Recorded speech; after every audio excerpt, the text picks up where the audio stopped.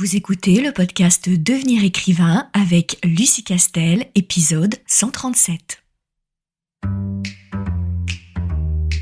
Bienvenue sur Devenir écrivain, le podcast pour démarrer et réussir votre carrière d'écrivain. Et maintenant, retrouvez votre animatrice Lucie Castel, autrice publiée à l'international, formatrice et conférencière.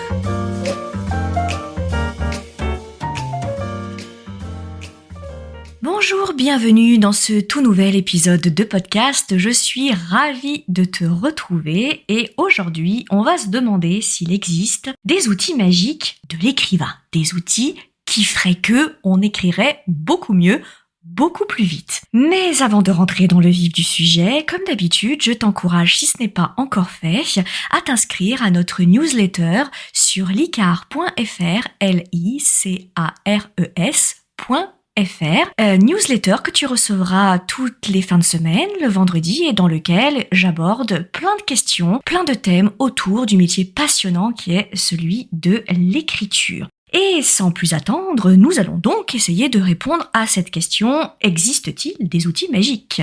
Et j'ai envie de te répondre d'abord, avant d'en citer quand même quelques-uns, de te répondre qu'il n'existe aucun outil magique qui ferait que on écrirait beaucoup plus facilement, beaucoup mieux et surtout qu'on trouverait tout de suite l'idée absolument géniale de notre prochaine histoire. En fait, ce qui fait toujours l'originalité d'une histoire, le fait qu'elle va captiver des lecteurs, qu'elle va leur donner des émotions, c'est toujours ce qui se passe dans la tête et dans le cœur et dans les tripes d'un auteur, toujours. Et ça, il n'y a absolument rien qui existe qui permette de rentrer dans notre cerveau, dans notre cœur et dans notre tripes pour nous dire, voilà, c'est ce thème-là qu'il faut aborder, c'est ce thème-là qui va te porter, c'est ce thème qui va accoucher de personnages mémorables, de rebondissements, et qui fait que cette histoire-là, elle sera la tienne et elle sera celle de personne d'autre en fait.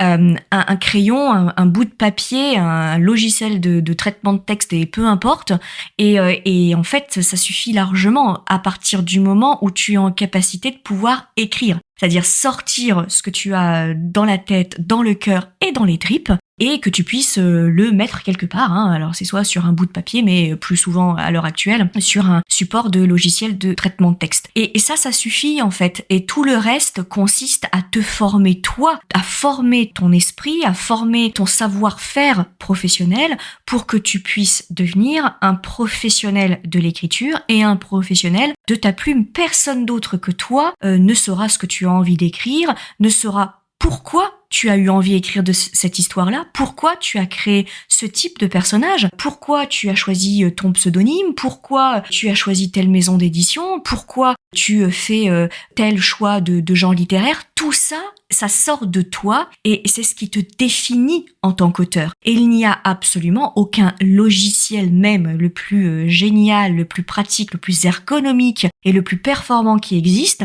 Aucun logiciel va te chuchoter à l'oreille: oh là là, tu sais, tu devrais écrire une histoire de romance parce que ça va en poupe.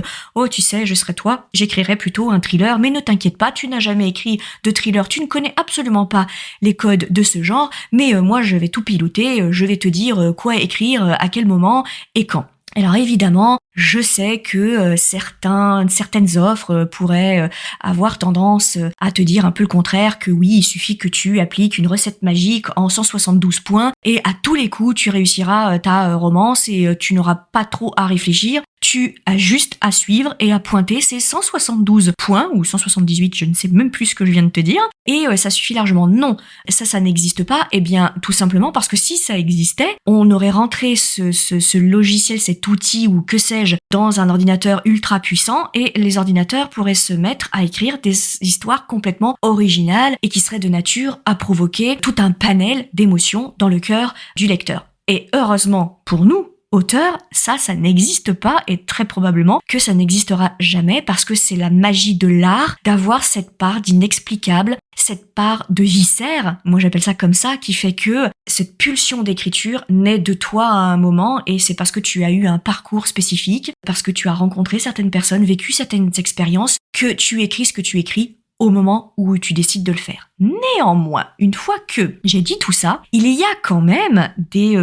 personnes qui ont réfléchi à des outils qui pourraient, si ce n'est remplacer le cerveau, le cœur et les viscères d'un auteur, cette métaphore est absolument merveilleuse, je m'en excuse, mais il y a quand même des personnes qui ont bien compris qu'on avait besoin d'assistants techniques, et c'est-à-dire d'outils désincarnés, sans intelligence artificielle, parce que ces outils-là ne réfléchiront pas à notre place et ne nous feront pas écrire le livre à notre place, mais en tout cas, au quotidien, vont faire en sorte de nous faciliter la tâche, et qu'une fois qu'on a décidé d'écrire telle ou telle chose, vont faire en sorte que l'acte d'écriture soit un peu plus fluide et un peu plus facile. Et fort heureusement, tout n'est pas pourri depuis les dernières années, puisque les progrès techniques font qu'on a des logiciels de plus en plus ergonomiques et de plus en plus ludiques, et surtout on a des personnes qui ont compris que les auteurs n'étaient pas une espèce complètement sacrifiable et sacrifiée de l'art, et qu'il fallait s'y intéresser aussi un peu et leur proposer aussi des logiciels qui leur facilitent la vie, et qu'il n'y a donc pas du côté des artistes que des graphistes, que des dessinateurs ou que des musiciens, que les auteurs aussi, ils ont besoin d'un certain nombre de logiciels pour les aider à travailler un petit peu plus vite et de façon un peu plus fluide et un peu plus facile. Et alors il y en a plein, mais moi j'ai trouvé qu'il était intéressant de parler de 2 logiciels qui, à mon sens, sont assez faciles d'utilisation, qui ont un réel impact sur la façon d'envisager son travail, de répartir son travail et de fluidifier son travail, bien que les 2 logiciels dont je vais te parler possèdent des équivalents, certainement plus chers, certainement moins chers. Et je tiens aussi à préciser que il n'y a pas de collaboration particulière avec les sociétés qui développent ces 2 logiciels, donc je n'ai évidemment, hélas, pas de code promo, pas d'affiliation, rien du tout. C'est juste que je les cite parce que ce sont les 2 logiciels que les auteurs professionnels ou non professionnels citent le plus souvent. Maintenant, je ne te dis pas qu'il faut absolument acheter ces 2 logiciels. Je n'en ai d'ailleurs rien à faire parce que je ne touche rien sur ces ventes-là, et surtout, je reste quand même convaincue que ce qui fait une bonne histoire, c'est l'auteur. Donc je te dirais toujours, si tu as un budget qui est limité et que tu dois utiliser avec une certaine raison et une certaine réserve, clairement tu peux t'en passer. C'est pas ça qui fera que tu feras la différence au niveau de l'éditeur, c'est pas ça qui te fera décrocher un contrat d'édition, qui te fera faire écrire le prochain best-seller, pas du tout. Ce qui fera tout ça, c'est toi en fait. Maintenant, si tu as un peu de budget à consacrer à ta passion de l'écriture et à ton envie d'en faire un roman et un métier et de te professionnaliser, alors à ce moment-là, je vais te parler de ces 2 outils qui font, je dirais, relativement l'unanimité. Alors le premier dont je vais te parler, c'est Scrivener et les logiciels équivalents. C'est-à-dire quoi ? C'est-à-dire un logiciel qui te permet d'organiser ton écriture.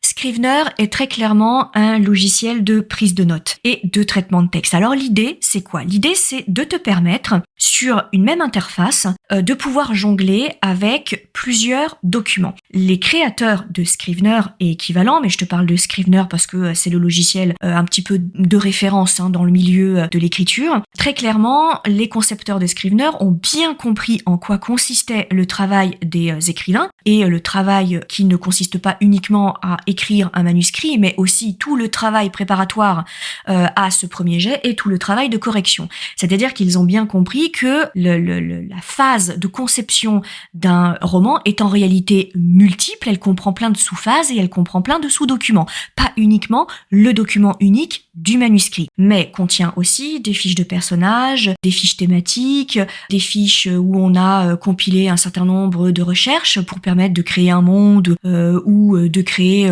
un personnage, de pouvoir faire un plan de découpage de chapitres plus ou moins détaillé par exemple, et tout un tas de prises de notes en cours d'écriture qui permettent de faciliter et de fluidifier la phase de correction. Et les concepteurs se sont dit clairement, un auteur lorsqu'il se met à écrire, c'est-à-dire que lorsqu'il a une session d'écriture, en réalité, il ne fonctionne pas qu'avec un seul document. C'est-à-dire, admettons, le logiciel Word, sa page Word ou LibreOffice, par exemple. dans lequel il écrit ses chapitres, etc. En réalité, il fait ses sessions d'écriture au moyen de tout un tas de documents. Et il jongle avec des fiches personnages, un plan de son roman, des fiches qui décrivent différents lieux géographiques dans lesquels se déroule l'intrigue principale et les intrigues secondaires, etc., etc. Et tout ça fait que on a une multiplication de documents avec lesquels on doit jongler tout au long de l'écriture de son manuscrit. Et l'idée de Scrivener, c'est de dire, à ce moment-là, au lieu de faire que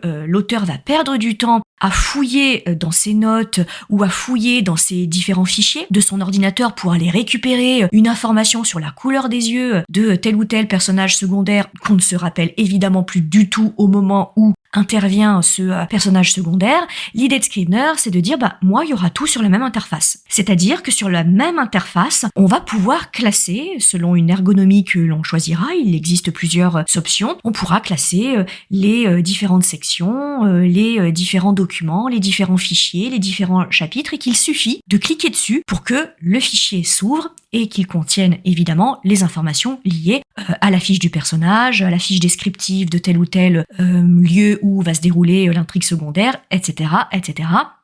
Tout comme il permet aussi la prise de notes durant l'écriture du manuscrit. Et Scrivener est aussi un logiciel de traitement de texte, c'est-à-dire qu'il permet aussi d'écrire au kilomètre son roman, puis lorsqu'on a fini, d'exporter le manuscrit dans le format, les plus connus, .doc, .docs, .odt, .dot, etc. Donc il y a toute une liste d'exportations possibles et imaginables et qui recouvre essentiellement la majeure partie des formats qui sont utilisés pour des écrits typiquement. Évidemment, Scrivener permet de multiples utilisations et de multiples ergonomies, et ça c'est intéressant. Pourquoi ? Parce que, je le dirais toujours, chaque écrivain est unique. C'est-à-dire aucun auteur, quand bien même ils utiliseraient exactement la même méthode d'écriture, vont l'appréhender d'une manière tout à fait personnelle et tout à fait singulière. Et même si on utilise exactement les mêmes outils, il est vraiment important que les outils soient souples,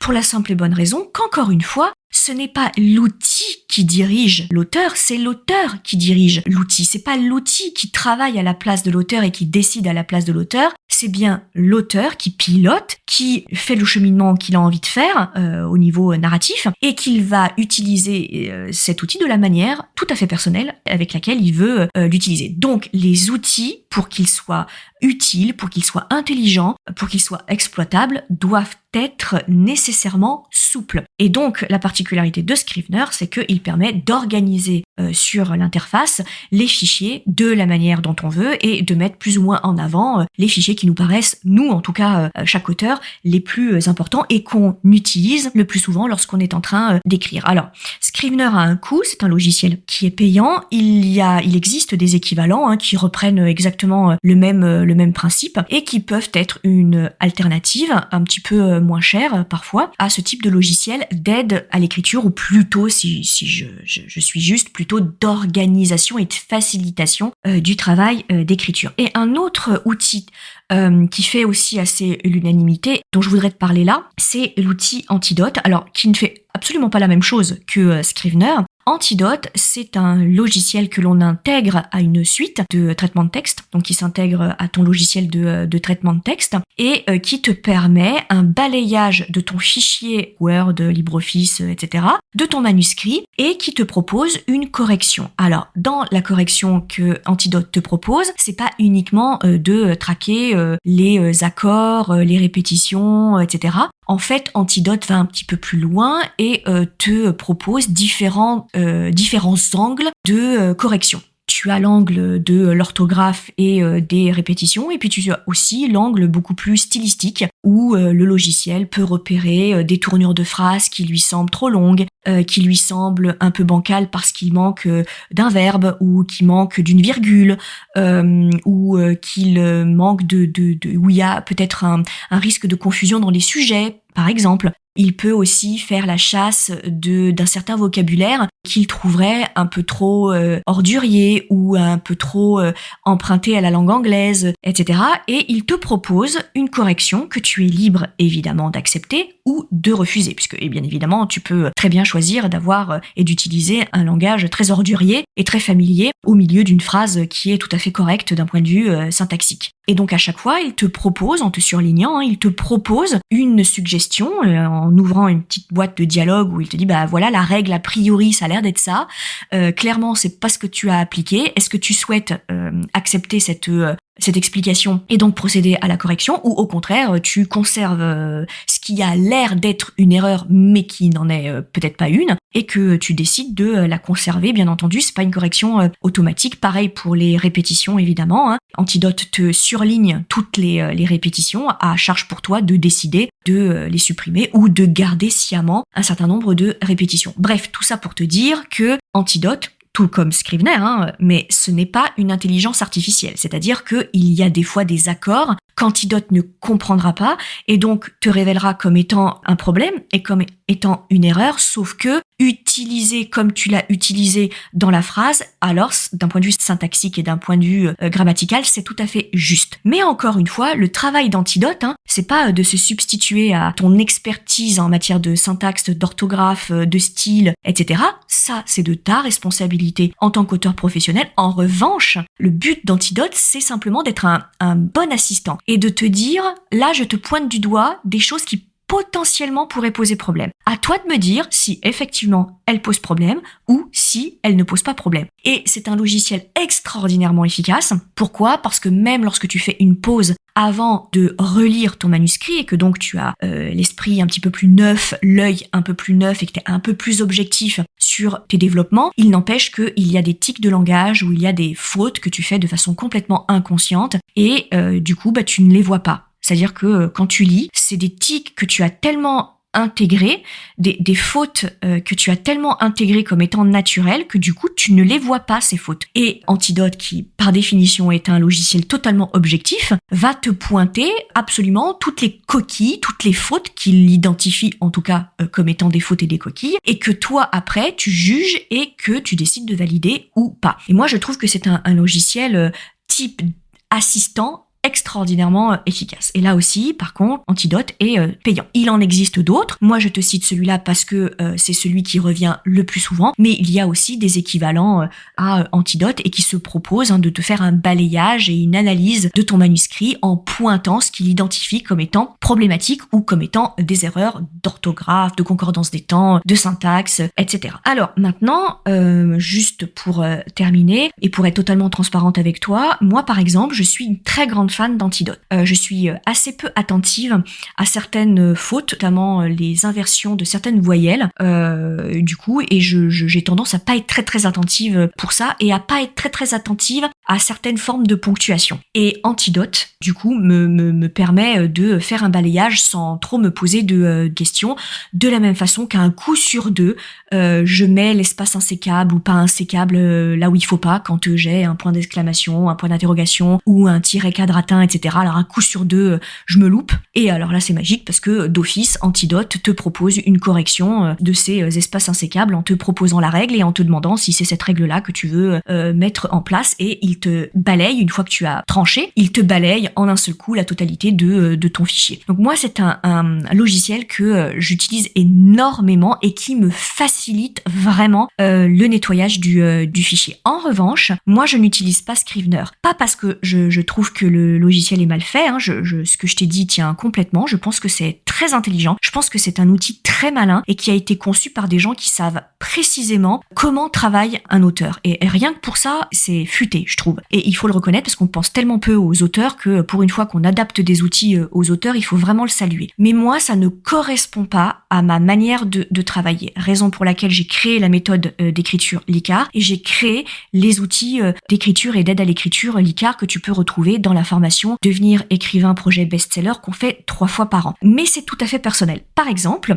mon amie Fleurana, qui est autrice de romances et que tu connais peut-être si tu suis ce podcast depuis le début, elle, c'est une très grande fan de Scrivener. Elle adore, elle a plusieurs fois essayé de me convertir, elle ne désespère pas de me convertir. C'est une formidable formatrice sur Scrivener, c'est-à-dire qu'elle explique très très bien comment utiliser à son plein potentiel ce logiciel qu'elle connaît vraiment par cœur. Donc elle, je ne suis pas sûre qu'elle pourrait s'en passer. Alors qu'Antidote, beaucoup moins. C'est beaucoup moins son truc. Je te donne ces deux exemples, mais je pourrais démultiplier les exemples chez les uns, chez les autres, et je ne pourrais même pas te dire s'il se détache une tendance parmi tous les auteurs que je connais entre ceux qui n'utiliseraient que Antidote et ceux qui n'utiliseraient. Je peux même pas te dire s'il y en a, s'il y a une majorité qui se détache. En revanche, tous les auteurs que je connais, même ceux qui n'utilisent pas Scrivener et qui n'utilisent pas non plus Antidote, reconnaissent la valeur de ces deux logiciels. C'est la raison pour laquelle j'ai voulu t'en parler. Moi, j'aurais tendance à te dire, mais encore une fois, si tu as le budget évidemment, j'aurais tendance à te dire de les tester. Et pour savoir lequel des deux tu prends, il faut surtout que tu te demandes quel est ton besoin. Est-ce que tu as beaucoup de mal à t'organiser, beaucoup de mal à te retrouver dans tes notes, auquel cas utilise d'abord et teste d'abord Scrivener. Et si au contraire, toi, tu as des difficultés comme moi de concentration et d'attention sur des petites coquilles récurrentes, alors investis plutôt dans Antidote. Mais ça, il n'y a que toi qui peux répondre à cette question. Voilà ce que je voulais te dire concernant ces outils prétendument magiques, et j'espère en tout cas t'avoir un peu éclairé sur le sujet, et je te dis à très très vite pour un tout nouveau podcast.